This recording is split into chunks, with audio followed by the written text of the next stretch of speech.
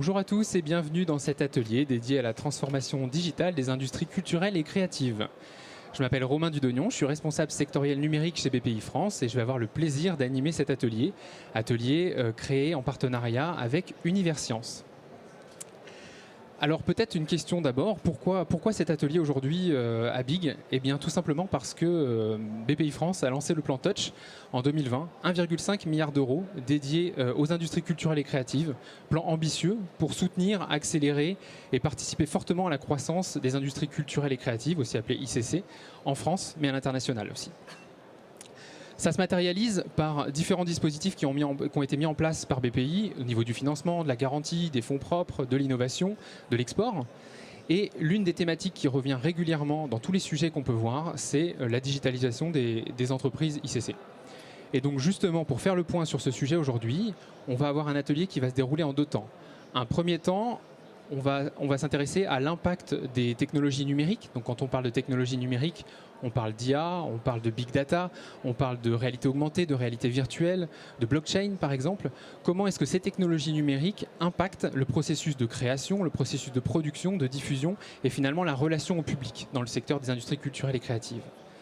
Donc pour ce faire, on va avoir le plaisir d'accueillir Stéphanie et Thierry d'Universcience qui vont nous présenter justement leur vision du sujet avec le positionnement assez particulier d'Universcience justement. On aura également Fabien Baratti, CEO d'Emissive, qui interviendra sur le sujet. Et puis, dans un deuxième temps, on va s'intéresser à la problématique de la création d'une nouvelle économie, de nouveaux modèles sur l'industrie culturelle et créative grâce à ces technologies, et notamment grâce à l'IA. Et sur ce sujet, c'est Clément Souchier, fondateur de Bridge Audio, qui interviendra, et également Flore Wang, qui va nous rejoindre dans quelques minutes, fondatrice de One Million Sheet. Voilà, bah écoutez, sans plus attendre, ce que je vous propose, c'est de laisser la parole à Thierry et à Stéphanie d'Universcience pour nous rappeler peut-être les usages, de rappeler le positionnement un peu spécifique d'Universcience et leur vision du sujet sur l'impact de la transformation numérique sur la production et sur la création d'expériences culturelles. Bonjour à toutes et à tous, Thierry Jory, je suis responsable du service conception production multimédia à Universcience. Vous avez déjà rappelé ce qu'est Universcience. Universcience a été créé en 2010, c'est une entreprise publique, un EPIC, qui regroupe le Palais de la Découverte, qui est situé dans une aile du Grand Palais, et la Cité des Sciences et de l'Industrie, qui est située dans le parc de la Villette. Alors il faut rappeler, pour éclairer les propos qui vont venir, que ni la Cité ni le Palais ne sont des musées, et ne sont pas non plus des conservatoires, ce sont des lieux de diffusion de la culture scientifique. Une autre singularité de la Cité des Sciences, c'est qu'elle est née dans les années 80, donc elle est née en même temps que le numérique, elle est en quelque sorte digital native, et son écriture, ses offres ont toujours suivi l'évolution du numérique. Donc c'est un petit peu particulier. Et Stéphanie, justement, va élargir le panorama avant que je vous fasse un petit état de l'art côté Cité des Sciences et Palais de la Découverte. Bonjour à tous, Stéphanie Orlik, d'Universcience. Oui, alors effectivement, Universcience est un peu spécifique. Avant d'arriver à Universcience, j'ai travaillé dans des établissements patrimoniaux, des musées. Et donc à la fin du siècle dernier et même encore au début de ce siècle, le numérique dans les salles de musées à proximité de collections n'avait pas de soi. Donc plusieurs raisons à cela qui ne seraient pas inintéressantes de rappeler. Le rapport à des collections et des œuvres d'art et se dire qu'un écran, par exemple, peut phagocyter une œuvre, détourner le regard et être tellement captivant que ça suscite des problèmes de flux de visiteurs dans les espaces. Se dire aussi à l'époque, comme les usages n'étaient pas encore tout à fait les nôtres, ceux d'aujourd'hui, le côté gadget que pouvait représenter la technologie, le côté trop divertissant qui n'avait pas sa place dans une institution culturelle. Et autre point important aussi, pas des moindres, c'est bâtimentaire et logistique. Beaucoup de musées patrimoniaux sont établis dans des monuments historiques et donc l'air de rien, faire venir de l'électricité dans une salle n'a rien d'évident.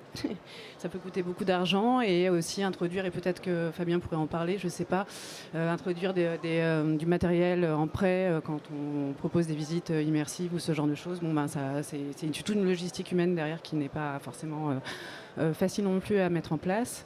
Donc maintenant, aujourd'hui, la situation est bien différente. Il n'y a pas de musée qui ouvre, ni d'expo sans du numérique ou de l'audiovisuel. Il y a un véritable essor et beaucoup d'inventivité, de créativité, beaucoup de sociétés qui se sont multipliées aussi. Et donc en tant que musée, établissement français, on essaye évidemment de favoriser un maximum toute cette créativité française. Et ça correspond, pour donner un panorama un peu plus global, à un développement aussi des outils de médiation dans les espaces, pas simplement numérique ou audiovisuel. Le fait que les musées, quand ils se refont aujourd'hui, proposent un panel plus varié, qui re-questionne le fond, la forme des outils traditionnels de médiation comme des cartels et des panneaux de salle, avec plus de recours au visuel, plus de recours à des formes de narration différentes, de fiction, des choses à toucher, des choses à sentir. Et jusque même parfois, la situation d'aujourd'hui, c'est qu'on peut noter une forme de standardisation, enfin ça engage un peu moi, mais je pense que je ne suis pas la seule, du numérique dans les espaces. Ça correspond aussi à des usages qui se sont standardisés. Donc maintenant, on trouve régulièrement des cartels numériques, des interviews de spécialistes, des formats et des typologies de dispositifs qui sont dans un format un petit peu standardisé. Mais justement, ce n'est pas au détriment de l'innovation. Et dans les musées, il y a toujours cette recherche, ou établissements comme Universcience, d'enrichir l'expérience de visite. C'est le cœur de notre métier.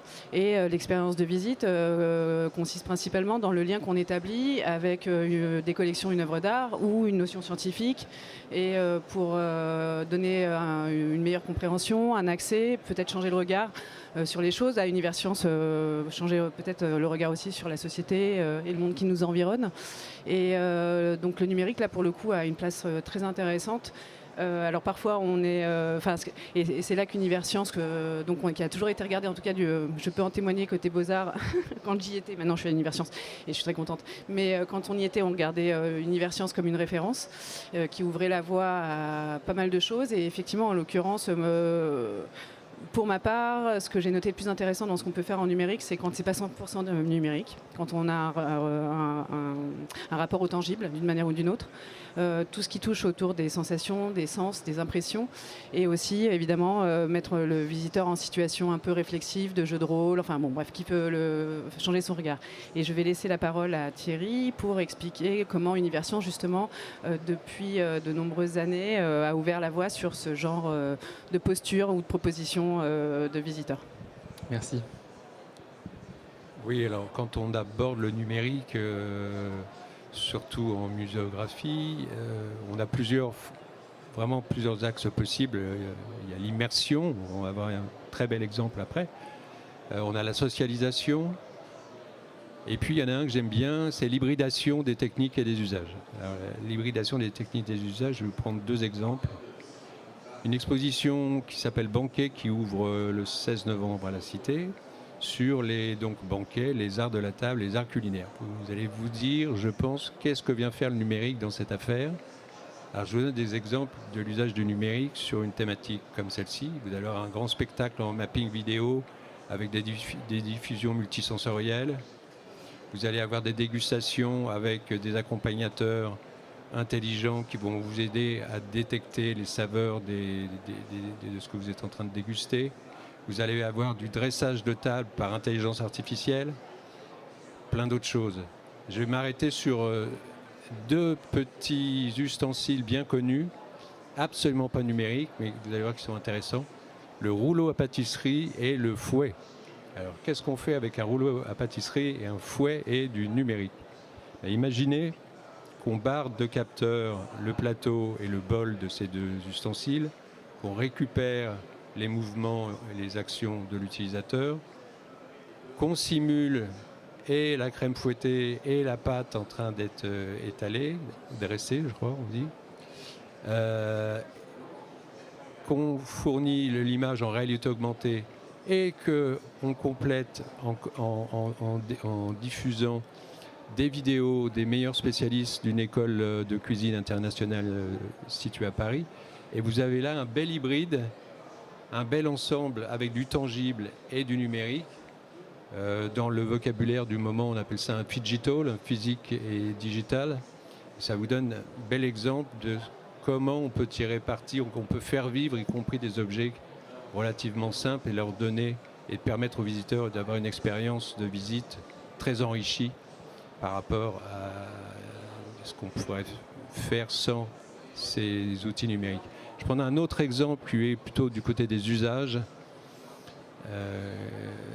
qui est, alors là on sort un petit peu des beaux-arts pour être vraiment dans la culture scientifique, une exposition d'il y a quelques années qui tourne encore, qui part en Angleterre d'ailleurs dans quelques jours, sur l'éthologie animale, donc le comportement des chiens et des chats, à la Cité des Sciences aussi. Et pendant l'élaboration de l'exposition, la commissaire me dit il y aura quelque chose de dommage dans cette exposition, c'est qu'il n'y a pas de vivants. Et les propriétaires ne peuvent pas venir avec leur animal. Quelque part, c'est cette relation-là aussi qui est questionnée par l'exposition. Et on travaille, on discute sur le sujet, et il nous vient l'idée de faire une application de sciences participatives en collaboration avec l'école vétérinaire de Maisons-Alfort et l'université de Namur, permettant au public chargeant son application sur mobile et tablette de faire des expériences avec son animal de compagnie, de faire des tests comportementaux et par là même d'abonder une base de données de chercheurs. C'est probablement, on a produit la plus grosse base de données de comportement chien et chat d'Europe à cette occasion. D'après mon interlocutrice de Namur, il n'y a pas d'équivalent dans la littérature, m'a-t-elle dit. Pour vous dire qu'on est arrivé à avoir une hybridation, une offre exposition, une offre numérique, digital, tablette, smartphone qui se complète. On est plutôt là sur la piste du transmédia. C'est une hybridation, mais on est plutôt sur ce qu'on appelle le transmédia. Si j'ai encore quelques minutes, plaisir. je vous donne un second exemple. Alors en plus, j'en profite pour remercier Anne Darniche, parce que c'était à l'époque elle qui nous avait permis d'être en contact à Universcience avec le CNC. Et on a monté une très belle exposition en coproduction qui s'appelle Effets spéciaux, Blockbuster, 480 000 visiteurs à Paris, ça tourne à l'international, c'était dupliqué. On a au Canada pour une itinérance en Amérique du Nord, ce qui est quand même pas rien. Vendre des effets spéciaux à l'Amérique du Nord, c'est quand même une gageure. Et sur cette exposition, le fil rouge, alors les effets spéciaux évidemment, c'est propice, hein, ça ne vous a pas échappé. Faire une exposition sur les effets spéciaux, on a envie d'y mettre du numérique. Alors effectivement, du numérique, il y en avait. Il y avait une sorte de fil rouge, un parcours sur lequel le visiteur était invité à faire ses propres effets spéciaux.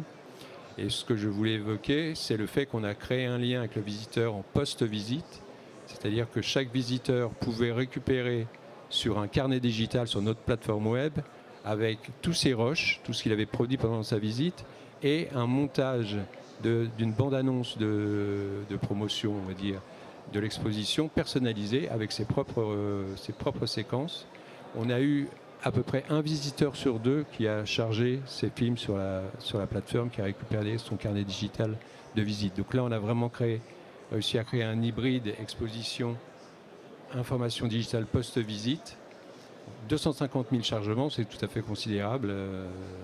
Je dirais même pour nous, 480 000 visiteurs, 250 000 chargements de films, c'est tout à fait énorme. Et c'est, me semble-t-il, un bon exemple de synergie entre une offre muséale in situ et du digital post-visite. Merci beaucoup Thierry. Peut-être une petite question qui me vient comme ça. On travaille sur des projets qui sont particulièrement tech, avec une vision qui est quand même en rupture avec ce qui se fait. On est dans quelque chose de très nouveau, de très technologique. D'où vient la source créative finalement? Est-ce que c'est l'institution qui la porte? Est-ce que c'est le laboratoire qui pousse certaines technologies? Est-ce que c'est l'usage avec les spectateurs qui demandent ça? Comment est-ce qu'on croise tout ça? Qui on écoute et comment ça se matérialise? Bah, tu viens de tout dire, donc c'est un peu tout ça. C'est-à-dire qu'effectivement, il y a des études de public, il y a des focus group quand on peut le faire. Il y a la créativité de l'équipe. J'ai la chance d'avoir une équipe de 8 concepteurs multimédia tout à fait pointus. Il y a évidemment la veille. On a une R&D interne. On ne réalise pas. On n'est pas un studio. Donc on fait de la conception, on fait du prototypage, mais on fait réaliser. On a un réseau de sociétés de sous-traitants tout à fait exceptionnels, avec vraiment passez-moi l'expression, des pointures. Donc on est établissement public, on travaille selon les règles des marchés publics.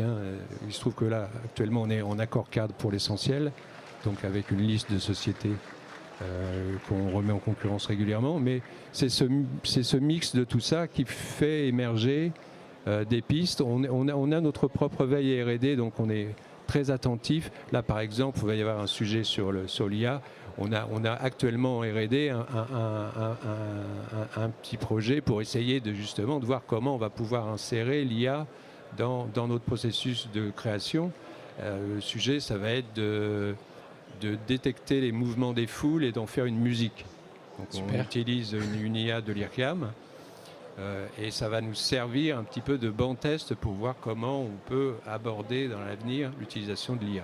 D'accord, très clair. Merci beaucoup. Je vous propose de passer la parole maintenant à Fabien, du coup, qui travaille et qui est spécialisé sur les technologies immersives. Et donc, on va peut-être avoir son point de vue à lui sur justement comment est-ce que les technologies immersives bouleversent, changent le processus de création, le processus de diffusion et finalement la relation au spectateur. Merci beaucoup pour l'invitation. Donc moi je suis Fabien Baratti, je suis directeur général et cofondateur de la société Emissive. Ça fait 16 ans qu'on existe et on est nous spécialisés dans la création d'expériences et d'outils qui utilisent les technologies immersives, donc principalement la réalité virtuelle mais aussi la réalité augmentée ou tout type d'expériences immersives et interactives. On fait ça pour des usages assez différents, beaucoup de médiation culturelle, ça va être le sujet du jour, mais aussi on fait de l'événementiel, de la formation, de la prévisualisation. On travaille pour des grandes marques et donc pour des institutions culturelles. Pour vous donner un exemple récent, on a créé la première expérience en réalité virtuelle du Louvre qui s'appelle Mona Lisa Beyond the Glass et qui nous permet de rencontrer Mona Lisa comme si elle était en face de nous. Donc c'est une expérience en réalité virtuelle qui a été lancée à l'occasion de l'exposition Léonard de Vinci et qui a permis à plus de 100 000 visiteurs de créer ce lien émotionnel avec finalement cette dame de l'œuvre la plus connue du monde et savoir qui elle est, pourquoi elle est habillée comme ça, pourquoi elle a cette position et toutes les techniques que Léonard a pu mettre en œuvre pour créer ce tableau. Et donc ça, c'était un travail avec les commissaires, les conservateurs du Louvre, qui, eux, bien sûr, ont l'expertise. Et nous, on essaie de faire passer cette expertise à travers une expérience sensorielle, immersive et avec de l'émotion. À côté de ça, on développe un format qu'on a baptisé les expéditions immersives, qui est vraiment centré sur la découverte, l'exploration même de notre patrimoine culturel, et ça c'est vraiment pour le grand public, dans un format donc en réalité virtuelle. Donc là il faut imaginer qu'on se rend en famille, entre amis, dans un lieu où on va être équipé d'un dispositif immersif et pendant 40-45 minutes on va explorer des sites emblématiques de notre planète comme si on y était, en s'y déplaçant naturellement et même en voyageant dans le temps pour voir ces sites à leur apogée et dans leur contexte. Le contexte, c'est ça qui est hyper important pour nous, c'est ça qu'on peut apporter avec ces nouvelles technologies et qui manque souvent au musée. Vous voyez les expositions, ou en tout cas les galeries muséales, c'est souvent froid et on a ces petits écriteaux dont parlait Stéphanie et nous on va essayer de rendre un contexte à ces objets, à ces œuvres pour mieux les comprendre et encore une fois créer ce lien émotionnel. Comme exemple de ce format, on a réalisé cette expérience avec Dassault Systèmes qui s'appelle Scan Pyramids, qui était à la Cité de l'Architecture pendant 1 an et demi, juste avant le Covid, et qui permet donc de visiter la pyramide de Khéops comme si on y était en groupe. Donc on a vraiment les sensations d'une visite réelle, sauf qu'on va pouvoir faire des choses qu'on ne peut pas faire dans la réalité, comme aller à des endroits interdits au public et aussi voyager dans le temps pour assister aux funérailles du roi Khéops. L'originalité des expéditions immersives, c'est, comme vous l'avez compris, c'est d'être en groupe, donc c'est des expériences sociales, ça c'est super important aussi, recréer du lien avec ces technologies immersives et c'est aussi très rigoureux en termes de reconstitution historique, en termes scientifiques, puisqu'on travaille avec les experts des sites culturels, des institutions culturelles qui participent au projet avec nous. on répond à deux grands objectifs. Le premier, c'est bien sûr de partager la culture à travers le monde facilement pour que tout le monde puisse y accéder. Et c'est aussi répondre aux besoins des institutions culturelles en leur permettant d'innover dans leur médiation culturelle, mais aussi en leur permettant d'augmenter leur attractivité, augmenter les flux de visiteurs et donc par là augmenter les revenus. Et ça, c'est de plus en plus important. Et comment on fait ça? On le fait, nous, grâce à des briques technologiques qu'on développe depuis pas mal d'années qui permettent d'avoir des grands flux de visiteurs, des hautes densités de visiteurs dans un lieu donné. Ça, c'est un point important, mais aussi de pouvoir dupliquer nos contenus. Donc, il faut imaginer qu'on va pouvoir visiter la pyramide de Khéops partout, pas juste en Égypte, de manière très simple. Et qui dit... J'avais juste une petite question oui, justement sur ça. Quand même, quand on conçoit une expérience immersive et quand on conçoit une expérience donc, de visite immersive ou de visite réelle, on n'a pas du tout les mêmes attentes en tête ou les mêmes contraintes. Est-ce que vous pourriez peut-être nous parler de ça justement on a parlé de choses qu'on peut faire, qu'on ne peut pas faire sur une vraie visite, comme remonter dans le temps ou des choses comme ça. Qu'est-ce qu'il y a d'autre qu'il faut avoir en tête quand on construit comme ça une expérience immersive de radicalement différent par rapport à ce qu'on fait quand on construit une expérience classique de visite?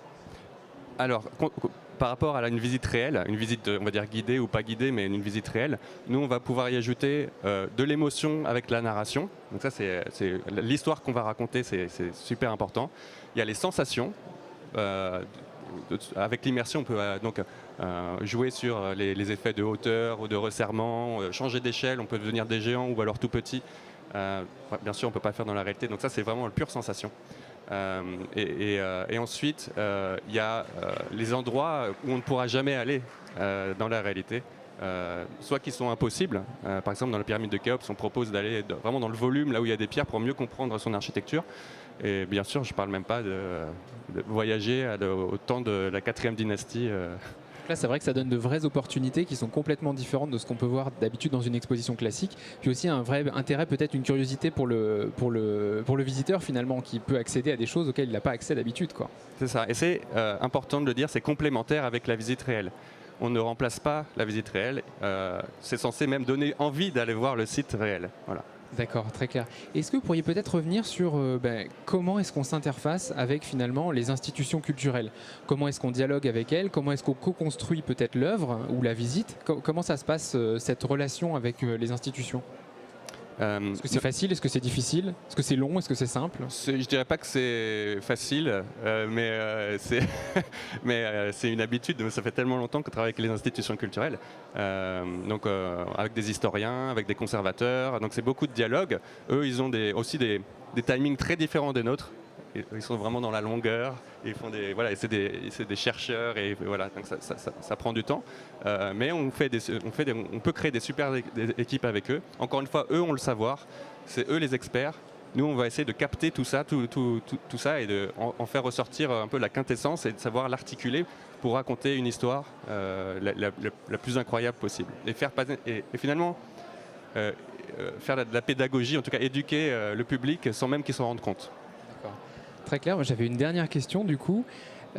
C'est plus en lien avec le retour d'usage. Comment est-ce qu'on prend en compte le fait qu'une visite virtuelle est bien faite par rapport à une visite lambda? Est-ce que c'est le nombre de visiteurs? Est-ce que c'est les choses dont les visiteurs se rappellent? Comment est-ce qu'on quantifie? Comment est-ce qu'on arrive à donner quelque chose de tangible finalement à ces visites virtuelles? Oui, ça c'est une bonne question. Parce qu'il y a plusieurs choses. Il y a la qualité de l'expérience et ce qu'on vend, ce qu'on y gagne à y être allé. Et ça, c'est plutôt difficile à quantifier, mais nous, on a fait des questionnaires, par exemple, sur Scan Pyramids pour savoir le niveau de satisfaction du public. Donc ça, on était très confiants. Enfin, du coup, on était très confiants pour la suite. Et puis aussi le nombre d'entrées. Et là encore, sur Scan Pyramids, c'est intéressant ça de noter que la grande majorité des gens qui sont venus voir Scan Pyramids n'étaient jamais auparavant allés à la Cité de l'Architecture.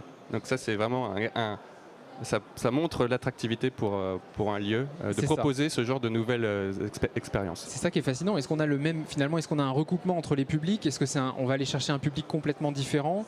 Ça s'articule comment ça? Ouais, je pense qu'on peut parler à un public différent et on peut on peut donner envie à toutes les générations de s'intéresser à tout type de sujet avec ces technologies.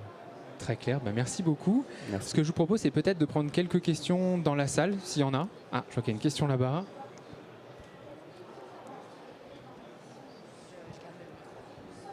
Ah d'accord, ok. Bonjour, merci pour vos explications. Moi, je souhaitais savoir, dans l'expérience sensorielle, est-ce qu'on pourra à l'avenir aller encore plus loin dans l'expérience et aller jusqu'à toucher des matières, aller jusqu'à sentir, aller jusqu'à goûter et faire des choses qui nous poussent dans le futur encore plus que aujourd'hui. Thierry, Fabien, peut-être? Ou Stéphanie? Oui, alors c'est une question de futurologie. J'ai du mal à répondre. Mais ce qui est clair, c'est qu'on est beaucoup dans le scopique, dans le visuel, et on a encore beaucoup de retard sur l'haptique, sur le retour d'effort, sur la perception de la peau. On a tendance à élargir le terme haptique à tout ce qui concerne la peau, bien que ce soit normalement réservé aux forces et pas aux sensations. Il y a beaucoup de travail actuellement dans les labos sur l'haptique, donc je ne doute pas un instant qu'on arrive à des résultats spectaculaires très très vite. Sur d'autres sens, l'olfactif, si vous venez sur Banquet, vous verrez que c'est pas si simple, c'est difficile à maîtriser. Ma réponse serait sur l'haptique, sur tout ce qui est touché. Je pense qu'effectivement il va y avoir un bond dans la réalité augmentée et la réalité virtuelle avec l'adjonction d'informations cutanées qui vont considérablement enrichir et crédibiliser l'expérience. Et puis sans doute ouvrir à d'autres types d'usages de ces technologies, parce qu'à partir du moment où on peut vraiment toucher, ressentir et avoir des retours d'effort, on peut faire des choses qu'on ne pouvait pas jusque-là. Toute personne qui a utilisé des jeux vidéo avec lunettes et des manipulateurs, on voit bien les limites de l'exercice quand on veut manipuler des objets ou des choses comme ça. À partir du moment où tu as des retours d'effort, ça ouvre des nouvelles perspectives. Moi, je suis persuadé, je n'ai pas d'exemple à vous donner, mais je sais qu'il y a beaucoup de labos qui sont dessus, depuis d'ailleurs pas mal d'années. Les premiers labos, c'est des labos industriels sur tout ce qui est accès en milieu extrême, qui ont besoin d'avoir des retours d'effort, des sensations tactiles, tout en étant à distance. Ces technologies-là, elles vont arriver dans nos sphères, je pense, dans les années qui viennent. Donc vraiment à court terme, plutôt sur l'haptique, la sensation de toucher et cette réalité, on va dire, mixte.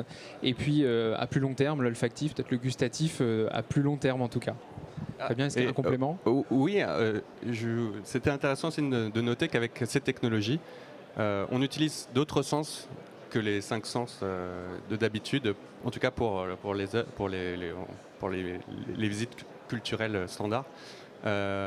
Surtout la proprioception, c'est ce sens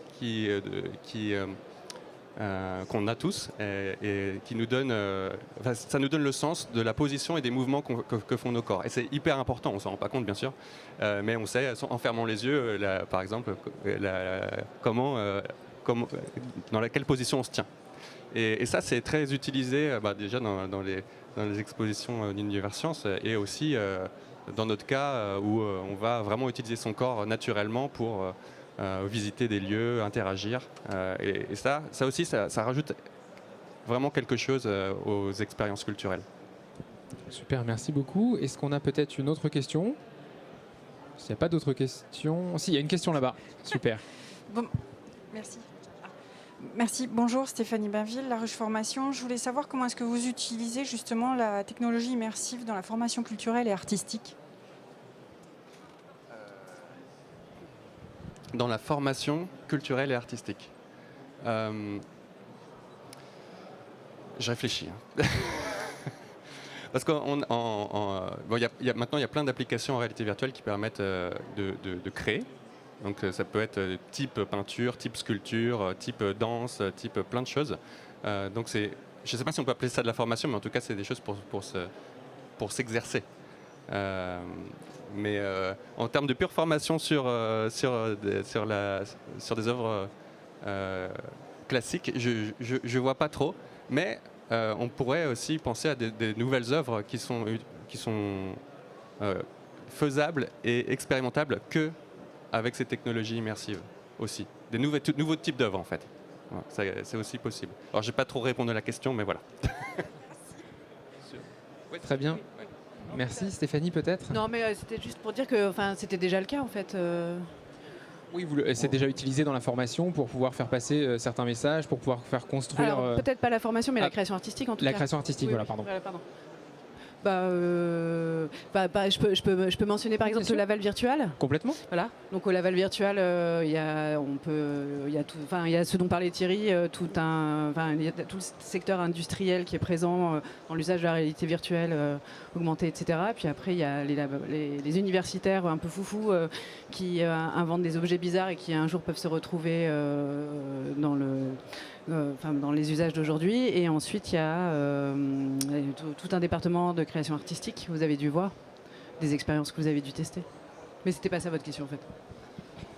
Mais en fait, il y avait peut-être une petite ambiguïté dans la question. Vous pensez à l'hybridation, encore une fois, des technologies du numérique dans la création digitale ou dans la formation plus classique, plus académique dans le domaine?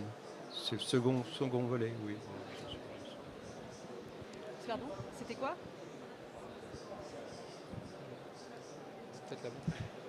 Dans la transmission, quand on vit une expérience virtuelle dans une dimension d'une œuvre créative. La transmission culturelle en cours théorique, ou alors la transmission artistique justement de cours de théâtre, de cinéma, comment on transmet via l'immersivité ou via les nouvelles technologies, comment on transmet un cours de théâtre, un cours de danse, voilà. Comment on s'en sert. Fabien, est-ce que... Ouais. Eh ben, on va le créer, on va faire des formations, voilà. Mais ça va arriver, c'est sûr. Donc, on a déjà du théâtre immersif, donc on peut maintenant s'exercer et faire des formations potentiellement en théâtre immersif. Très bien, merci beaucoup pour ces questions. Ce que je vous propose, c'est qu'on avance et qu'on passe à la... Pardon, il y avait une dernière question, on la prend juste après, peut-être. On va passer à la deuxième partie sur justement l'impact des technologies numériques et notamment l'intelligence artificielle par exemple au sens large. Quel est l'impact de ces technologies sur la création de nouveaux modèles économiques, de nouveaux modèles, d'une nouvelle économie culturelle? Et là je vais laisser la parole peut-être à Flore Wang, donc du coup pour nous expliquer sa vision sur le sujet. Merci. Bonjour à tous, donc moi c'est Flore et je suis fondatrice de 1 Million Sheets qui opère sous la marque Jellynuts. On est une application web et sur application mobile à B2C pour tous ceux qui aiment jouer de la musique. On a fondé ça avec mon cofondateur en 2019 et on est parti en fait d'une expérience très personnelle à tous les deux. Alors que lui il est musicien pro, moi je suis plutôt amatrice. J'ai fait à peu près comme 30% des adolescents en France, des études au conservatoire en musique, donc en solfège, et j'ai appris 7 ans le violon. Et c'était une expérience vraiment très frustrante pour plusieurs raisons. Et la première étant qu'on joue rarement en fait les chansons qu'on aime jouer. Donc moi, typiquement, j'aimais vraiment tout ce qui était pop, musique de film, vraiment, voilà, à l'époque c'était Titanic, maintenant c'est Lady Gaga, mais c'était pas disponible du tout. Donc vraiment des arrangements de nos chansons pop, rock, funk préférées, il n'y en avait pas. Et surtout quand il y en avait, c'était même pas adapté en fait à notre niveau. Donc moi évidemment j'étais assez débutante et je trouvais des arrangements pour vraiment professionnels à jouer en orchestre, incroyable. Donc c'est pas possible du tout. Et aujourd'hui, donc avec tout ce qui se passe dans le numérique, etc., on s'est dit avec mon associé, ok, il faut quand même qu'on fasse quelque chose. Il se trouve que lui est aussi ingénieur recherche qui a beaucoup fait d'IA dans le passé.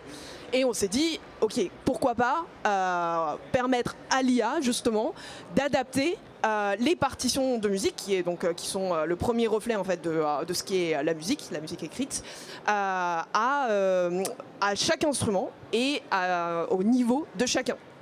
Donc on s'y est mis en 2019. On a même été récompensé par le prix iLab. Voilà, merci beaucoup BPI. Et on a commencé par constituer une grosse base de musique écrite sous format digital.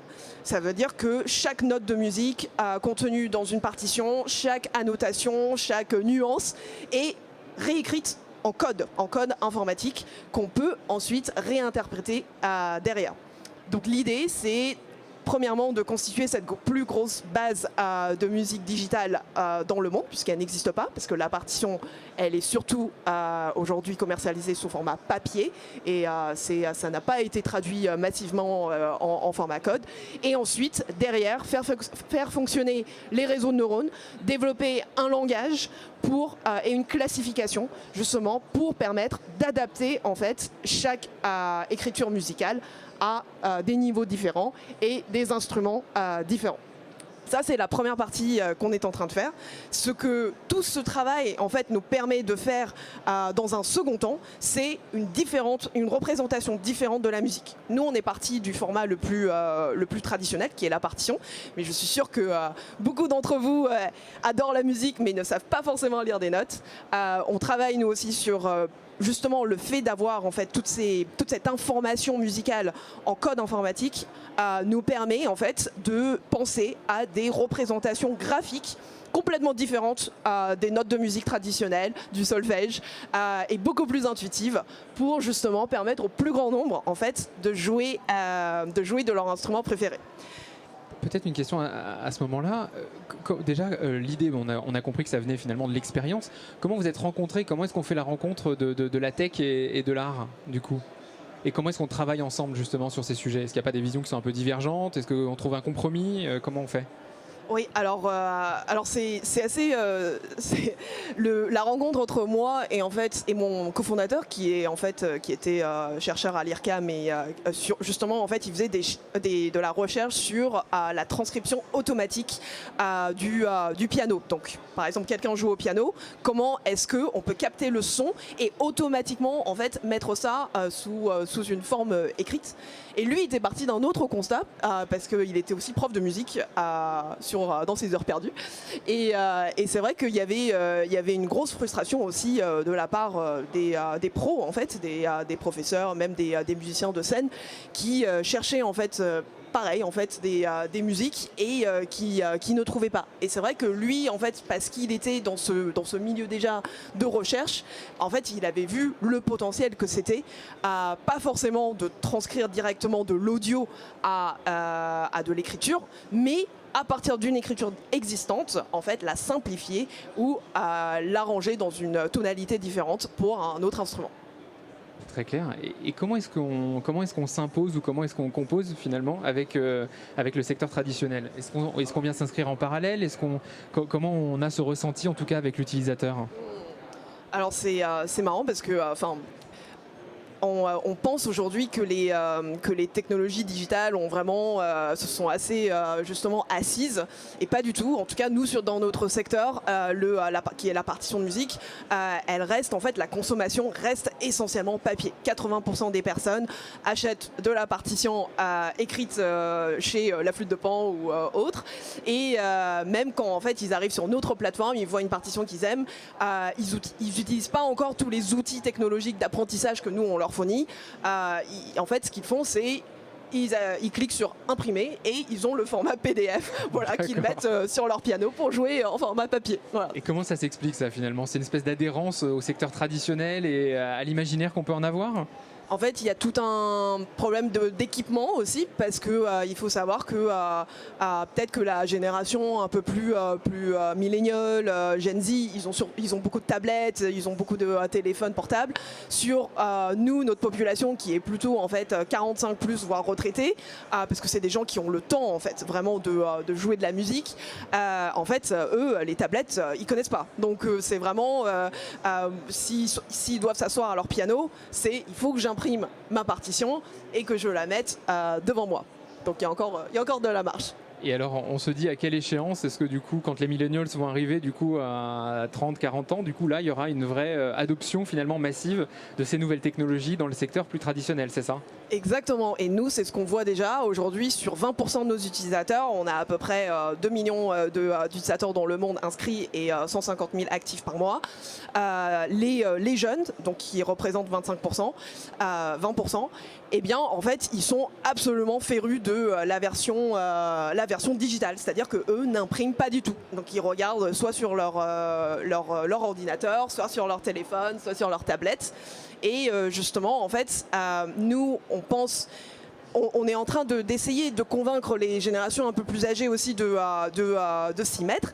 Et par là, en fait, on est en train de développer une communauté au travers d'une plateforme vidéo collaborative où en fait les gens vont pouvoir jouer de la musique ensemble, donc au travers d'une partition, chacun joue sa partie et notre logiciel va mettre les différentes personnes comme dans un orchestre virtuel, voilà, qu'on a beaucoup vu durant le Covid.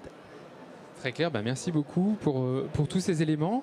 Ce que je propose, c'est peut-être de laisser la parole à Clément Souchier, du coup, Bridge Audio, pour nous donner sa vision du sujet. Avec plaisir. Bonjour à tous. Donc moi je suis Clément Souchier, je suis entrepreneur dans la musique et la tech depuis une vingtaine d'années, même un peu plus. Ça ne me rajeunit pas là.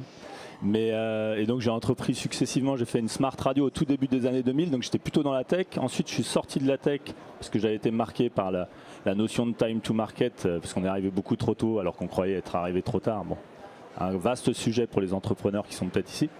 Ensuite, j'ai monté une société de conseil en musique, on appelle ça dans notre jargon la supervision musicale, qui s'appelle Criminal. Donc ça, j'ai fait ça pendant à peu près 16-17 ans. J'ai cédé la société cette année. Et depuis une dizaine d'années, je développais au sein de Criminal un outil in-house pour nous accompagner et pour faciliter notre travail au quotidien en tant que superviseurs musicaux. Et j'ai décidé il y a 3 ans d'en faire un spin-off à destination de l'ensemble de l'industrie musicale, et c'est donc l'outil qu'aujourd'hui on appelle Bridge.audio. Alors peut-être pour revenir un petit peu sur la thématique du sujet, donc la transformation digitale dans les industries culturelles, moi je peux parler de la transformation digitale dans l'industrie de la musique. En 20 ans, en fait, du côté des consommateurs de musique, on a connu tous autant qu'on est 2 révolutions successives. On est passé des CD aux fichiers digitaux et des fichiers digitaux au streaming. Et ce sont 2 révolutions, et surtout la deuxième qui se sont très très bien opérées, qui n'ont pas été sans créer quelques dommages, parce qu'il y a eu des moments où on était vraiment dans le creux de la vague, mais aujourd'hui on a des perspectives de croissance qui sont complètement ahurissantes sur le streaming.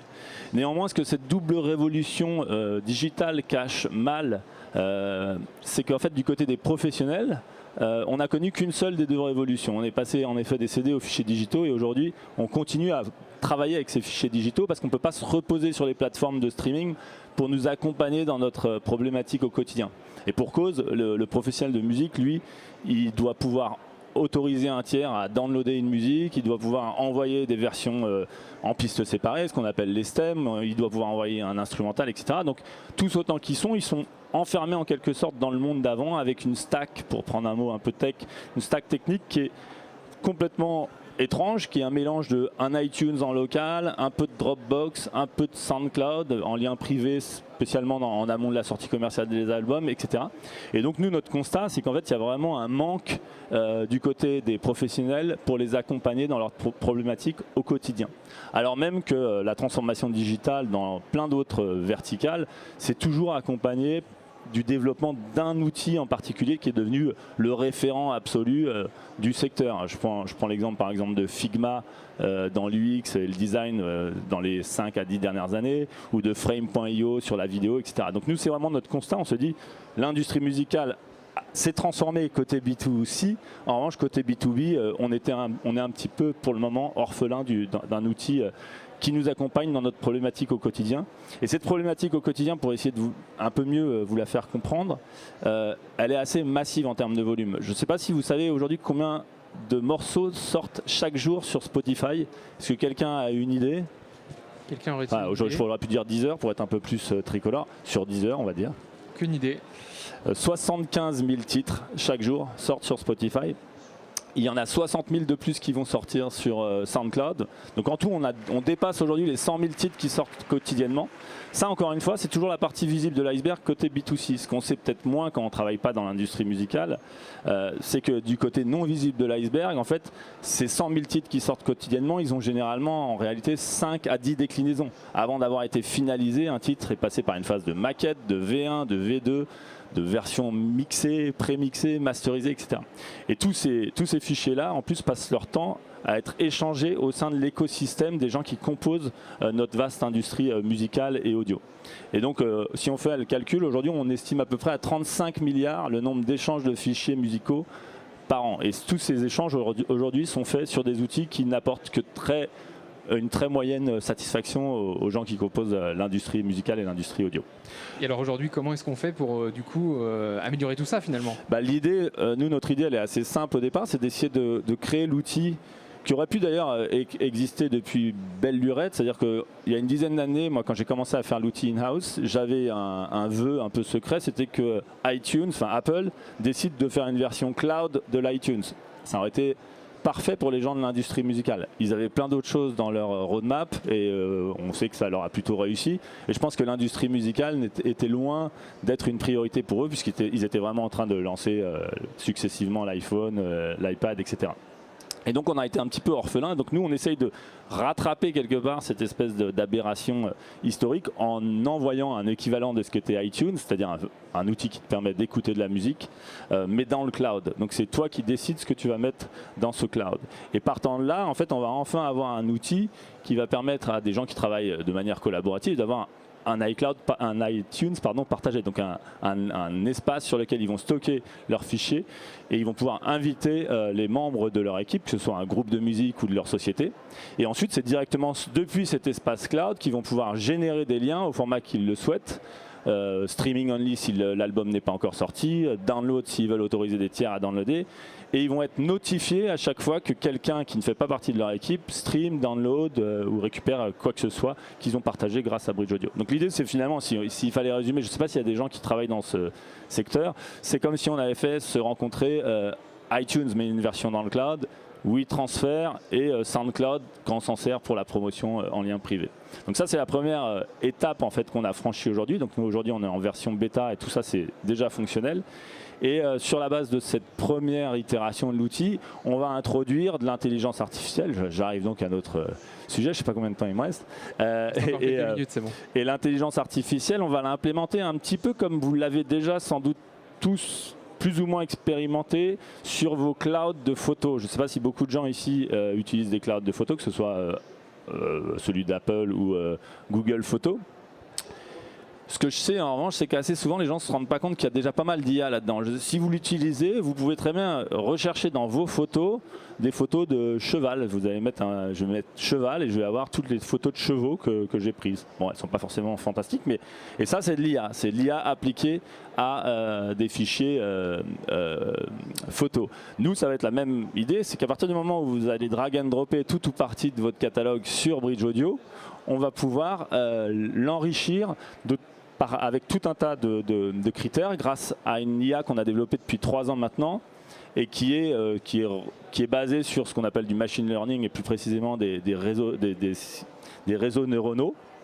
En fait, alors je vais devenir peut-être un petit peu obtus pour certains, mais on a entraîné des systèmes sur la base de titres qu'on avait décrits à la main depuis plus de 10 ans dans ma précédente société. Donc c'est pour ça que j'ai expliqué ce que je faisais avant pour pouvoir faire le lien.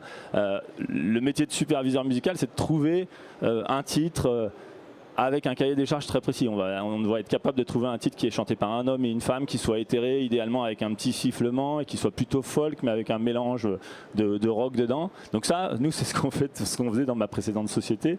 Et depuis plus de 10 ans, on décrivait très précisément à la main tout un tas de critères. Et sur la base de ce qui est devenu cette vaste base de titres décrits, qu'on appelle aujourd'hui un dataset, on a pu entraîner des réseaux de neurones pour que l'IA soit capable toute seule de reconnaître que ce titre-là, a priori, a l'air d'être éthéré, chanté par une femme, etc. etc. Et donc c'est vraiment sur la base de cet entraînement-là qu'on va rendre notre cloud intelligent, puisque quand vous allez drag and dropper toute ou partie de votre catalogue sur Bridge Audio, vous allez pouvoir faire des recherches exactement comme sur vos photos sur Google Photos, en fonction de critères musicaux, des critères émotionnels, etc., etc. D'accord, très clair. Et du coup, alors là, j'ai une question pour Clément et puis pour Flore aussi. Finalement, comment est-ce qu'on s'intègre dans le paysage traditionnel? Est-ce que les acteurs traditionnels, avec l'adhérence sur les nouveaux outils, les frameworks ou autres qui sont historiques, se disent c'est sympa cette solution, mais il va falloir encore des années avant que ça infuse?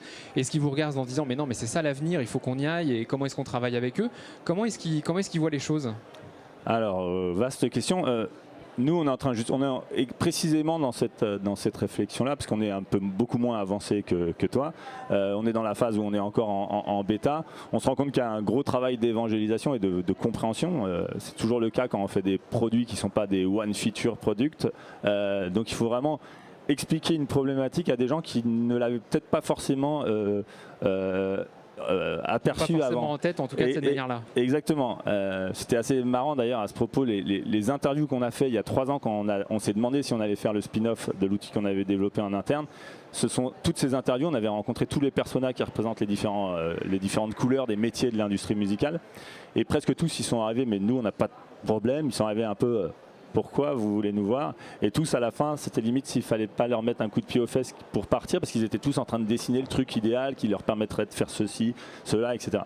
Donc il y a un travail d'évangélisation qui est assez important, mais on se rend compte aujourd'hui nous qu'il est quand même assez rapide finalement, peut-être pas rapide au point d'être une société qui se développera que grâce à du SEO, mais suffisamment rapide pour pas non plus être une société qui va se développer grâce à une armée de vendeurs qui vont devoir passer des jours et des jours. On arrive à convaincre les utilisateurs à peu près en 10-15 minutes, donc il faut qu'on apprenne à scaler l'apprentissage pour que ça avance de plus en plus vite. Très clair. Et côté Flore, du coup, est-ce que c'est le même ressentiment? Alors, justement, moi, j'ai une expérience avec les éditeurs de musique, donc les labels, les majors, donc Universal, Sony, EMI, etc. J'étais allée les voir pour une toute autre affaire, en fait, en 2016. Et en 2016, eh bien, en fait, le Spotify, Deezer, etc., enfin, le streaming, c'était pas du tout aussi... ça représentait pas une aussi grosse part de revenus que ce que c'est aujourd'hui. Aujourd'hui, je crois que j'ai lu quelque part, c'était plus de la moitié des revenus des labels aujourd'hui provient du streaming, alors qu'avant c'était le disque en fait. Et du coup, ce que j'ai observé quand je suis retournée les voir avec Jelly Nut récemment, eh bien c'est complètement un virement à 180 degrés d'attitude. Donc avant en fait, quand j'allais les voir, c'était directement, je parlais avec les avocats. Voilà. Aujourd'hui, je parle avec les business developers. Donc parce que en fait, tout ce qui est applicatif, tout ce qui est mobile et Internet, c'est des sources de revenus potentiels pour tous les acteurs traditionnels dans l'industrie et qui n'est pas négligeable. D'accord, très clair. Et comment est-ce que, alors une dernière question avant de passer aux questions du public, comment est-ce qu'on invente finalement le business model qui va avec? Comment est-ce qu'on vend la solution? Parce qu'on dit effectivement, voilà, ça apporte quelque chose de nouveau, c'est différent, ça va vous aider sur certains points. Mais du coup, comment est-ce qu'on invente le nouveau modèle qui va avec? Alors c'est vrai que nous, quand on va voir nos investisseurs, ils comprennent pas du tout notre business model. On a 3 sources de revenus. La première source, c'est en fait en tout cas la partie qu'on est en train de développer aujourd'hui, elle va être essentiellement gratuite. Pourquoi? Parce qu'on veut que la musique soit accessible et que n'importe qui, n'importe où, quel que soit son revenu, puisse jouer les chansons qui lui plaisent. Et pour cela, donc, on va mettre en fait notre catalogue le plus accessible possible, donc gratuitement, sans barrière à l'entrée.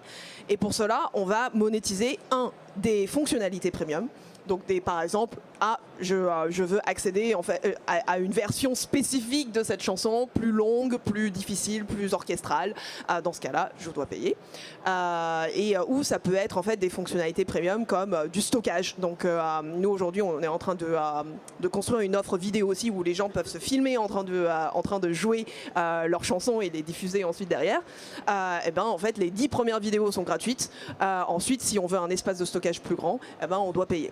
Donc il y a ça, mais ce qu'on va mettre en place là dans un second temps, en fait, c'est ce qu'on appelle le social gifting, qui marche énormément bien en Asie, qui est en fait du peer-to-peer, de la donation peer-to-peer. Donc c'est-à-dire que moi, par exemple, si j'ai vu un de mes guitaristes favoris en train de jouer ma chanson préférée, je peux lui envoyer une espèce de sticker que j'aurais payé, que j'aurais acheté en fait à la plateforme, et mon guitariste pourra toucher 70% de la valeur du sticker. La plateforme prend 30% en frais de transaction. D'accord, très clair. Côté Clément, peut-être en 1 minute. Nous, on est sur un modèle assez classique de SaaS, donc sur abonnement, avec une version freemium. Donc là aussi, avec la même idée que Flore, de rendre l'outil le plus accessible possible et d'éviter le piège du trial de 30 jours qu'on n'arrive jamais à tester vraiment et qu'on regrette et qu'eux aussi regrettent que vous ne l'utilisiez plus. Donc on aura une version gratuite avec un certain nombre de titres, 25 pour être exact. Donc c'est vraiment pour pouvoir tester le produit sur la promotion d'un album, etc. Et ensuite on démarre à 5$ pour 150 titres. Donc ça c'est vraiment calibré pour les artistes. Donc on veut vraiment que ce soit un outil B2B, mais on est B2B2C parce qu'on veut vraiment embarquer la longue traîne de tous les artistes, ce qu'on appelle les hobbyistes, et pas se concentrer uniquement sur le haut du panier. Et après, c'est du pay as you go en fonction de la taille de storage et du nombre d'utilisateurs souhaités. D'accord, très clair. Donc avec un modèle finalement qui se rapproche plus de ce qui existe un petit peu plus déjà et donc qui est peut-être plus facile à vendre et à commercialiser. Exactement, avec cette petite spécificité qu'a notamment un outil comme Notion, je ne sais pas si certains d'entre vous l'utilisent, qui est qu'on essaye de se faire une marche intermédiaire, la fameuse marche à 5$, parce que très souvent on se rend compte qu'il y a des offres où tout à coup ça pousse à la procrastination. Et moi j'aime bien ce côté no-brainer, 5€. Si je m'offre pas ça, pour qui peut croire en ma musique si moi-même je ne mets pas 5$ dans ma musique. Très clair. Merci beaucoup. Ce que je vous propose, c'est qu'il nous reste 3 petites minutes pour prendre 1 ou 2 questions. Bonjour, Fabien, entreprise Bicubix. J'avais une question surtout dans le domaine de la réalité augmentée. Donc désolé, on revient un petit peu plus tôt sur Fabien, je pense. J'avais une question par rapport à des potentiels exemples de réalité augmentée qu'on pouvait avoir dans le spectacle vivant. Pourquoi ? Parce que moi, je travaille beaucoup dans le spectacle vivant et j'ai vu une certaine défiance par moment d'acteurs qui justement sont un peu réticents à l'idée d'avancer, faire un pas dans le numérique et dans le digital, parce qu'ils pensent que ça va tuer le spectacle vivant, ou en tout cas ça va le dégrader. Et donc voilà, comment est-ce que vous avez une idée ou des exemples de projets qui peuvent combiner les deux ? Merci. Comme exemple, on peut. Enfin, moi, je pense que ça le fait exploser en fait le spectacle vivant. On voit les concerts sur Fortnite là, qui rassemblent des millions de personnes dans le public. Et ça, c'est que en format jeu vidéo sur un petit écran. Il y a déjà des spectacles en totale immersion, musicaux, théâtre, déjà tout type de performance. Et moi, enfin, si j'étais un comédien, un artiste, je trouverais ça génial de faire des choses de donner encore plus de moi-même à travers ces technologies, toucher encore plus de gens. Moi, je pense que c'est génial. Et il y a pas mal ça augmente énormément hein, ce genre de choses. On avait vu. Je vais peut-être pas trop parler. Ouais. Je voulais, il reste juste 2 minutes, donc effectivement, il y a le côté, je pense, la peur peut-être de l'installation, de la technologie qui fait peut-être un petit peu peur, mais qui du coup sera surmontée à l'avenir. Mais par contre, je pense que pour le métier, effectivement, c'est complètement complémentaire avec ce qu'ils font, que ça ne peut que lui donner une nouvelle dimension.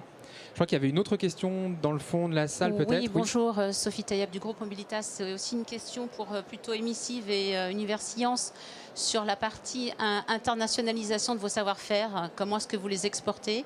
Est-ce que vous avez déjà réussi à les exporter ? Est-ce que vous travaillez déjà avec des institutions, des entreprises à l'étranger ?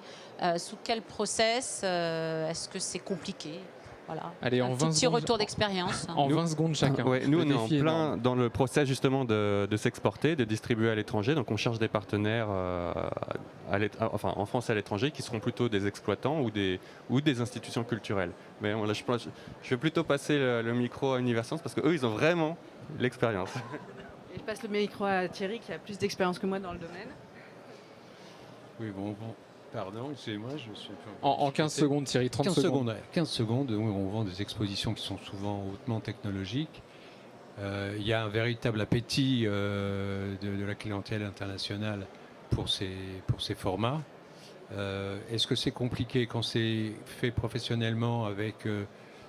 c'est-à-dire qu'il y a la créativité numérique, mais il y a aussi tout le background qui est l'accompagnement technique, la documentation pour que ça soit exploitable facilement. Donc quand vous vendez un produit technologique, c'est clair que vous vendez quelque chose qui est potentiellement fragile. Il faut l'accompagner d'un certain nombre de documents et de supports.